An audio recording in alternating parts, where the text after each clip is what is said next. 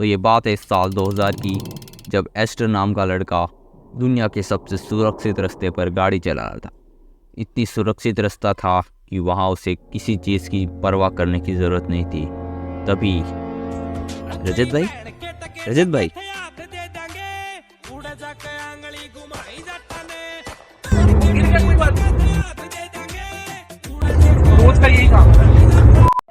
उसके बाद वहाँ एम्बुलेंस आती है, लेकिन तब तक बहुत देर हो चुकी थी क्योंकि वो लड़का ये दुनिया छोड़ के जा चुका था।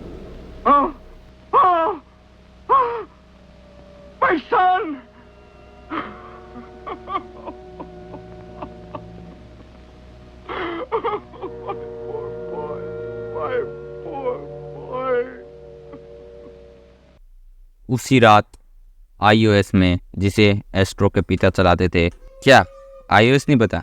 अरे the institute of science, school में ऐसे ही तो बताते थे, शॉर्ट फॉर्म। तो उसके पिता रोते हुए बोलते हैं कि क्या मैं अपने बेटे को आज के बाद कभी नहीं देख सकता। तभी उसके दिमाग में आइडिया आता है कि मैं उसके जैसा एक रोबोट बना के उसे वापस इस दुनिया में ला सकता हूँ। और उसके बाद भाई ऐसे कौन हंसता है भाई? तो वो यही सारी बातें सब साइंटिस्टों को बताता है कि हमें मेरे एक बेटे जैसा रोबोट बनाना है, पर कोई भी साइंटिस्ट उसको सीरियस लेता नहीं है।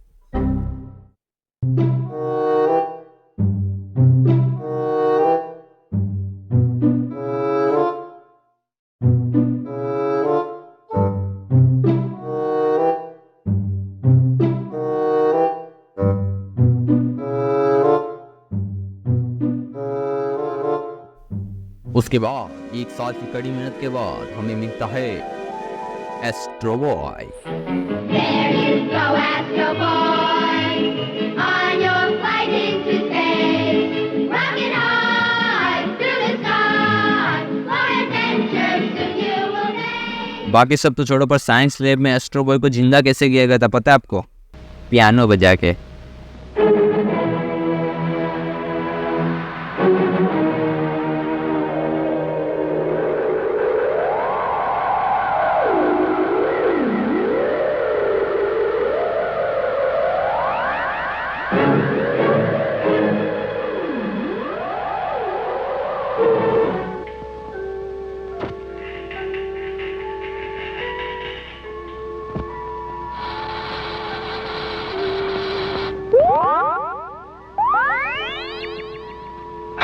फिर हम देखते हैं कि भाई एस्ट्रो बॉय कितना ताकतवर है और खाता ही है। फिर एस्ट्रो बॉय सारे प्रकार के विषयों के बारे में पढ़ता है और फिर उसके पिता को पता चलता है कि उसका बड़ा नहीं हो रहा है, मतलब शरीर बड़ा नहीं हो रहा, सही मतलब उसकी लंबाई नहीं बढ़ रही। तो एक बार सोचो, जब ये पता चला उसके पिता को, तो उसके पिता ने क्या होगा? उसे बेच दिया। उसके बाद हम देखते हैं कि भाई एस्ट्रो बॉय को खरीद के वो एक सर्कस में काम करा रहा है, जहाँ रोबोटों के बीच में लड़ाई की जा रही है, जिसमें से एस्ट्रो बॉय एक रोबोट के साथ लड़ता है।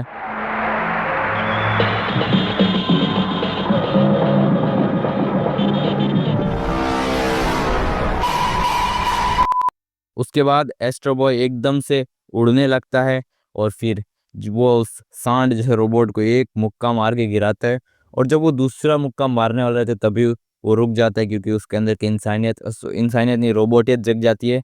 तो वो मार नहीं पाता, जिसके कारण वो बहुत गालियाँ भी खाता है उसके नए मालिक से।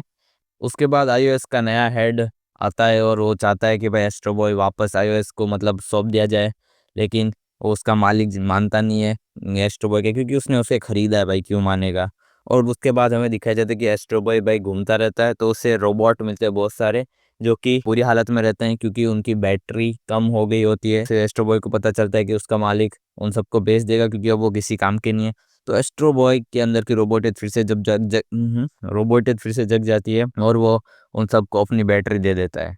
उसके बाद जब सारे रोबोटों को बैटरी मिल जाती है तो वो सब स्टंट कर रहे थे, तभी एक खतरनाक स्टंट में पूरे सर्कस में आग लग जाती है और उसके बाद सारे रोबोट मिलके सब इंसानों को वहाँ से बचाते हैं। तभी एस्ट्रो बॉय देखते हैं कि उसका मालिक तो वहाँ ही नहीं, तो वो उड़ के सब मालिक को ढूंढने जाता है और फिर उसे बचा के लाता है।